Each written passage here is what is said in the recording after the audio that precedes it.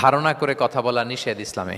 ওয়া ইন্না যান্না লা ইউগনি মিনাল হাক্কি শাইআ, আল্লাহ বলেন ধারণা কখনো সত্যের বিকল্প হতে পারে না। আপনাকে সত্যটা জেনে বলতে হবে। আমরা এরকম সমাজে অনেক করি, অনেক আপনি পাবেন। ধরেন যে আপনাকে আপনার এক বন্ধু দেখলো, রিক্সা দিয়ে যাচ্ছেন, আপনার পাশে এক নারী বসা, তো সে অনেক কিছু খারাপ ধারণা করতে পারে। এরকম হয় না সমাজে? তো এমন হতে পারে যে আপনি আপনার ছোট বোনকে নিয়ে বেরিয়েছেন, হতে পারে না? কিন্তু আপনি তো একটা ধারণা করে ফেললেন অন্য কিছু। বা আপনার ভাগ্নিকে নিয়ে বের হয়েছেন, আপনার আপন খালাকে নিয়ে বেরিয়েছেন কোনো কাজে, ডাক্তারের কাছে বা কিছু একটা হতে পারে। কিন্তু তাকে দেখেই আমি এদিক সেদিক বলতে আরম্ভ করলাম যে ওকে তো দেখছি এরকম এরকম এরকম। আছে না নাই? আমাদের সমাজে আমি দেখেছি যে কারো যদি ঠোঁট কালো হয় তো মানুষ ধারণা করে নেই লোকটা মনে হয় সিগারেট খায়। কিন্তু সিগারেট সেবন করা ছাড়াও কারো ঠোঁট কালো হতে পারে কি পারে না বলেন?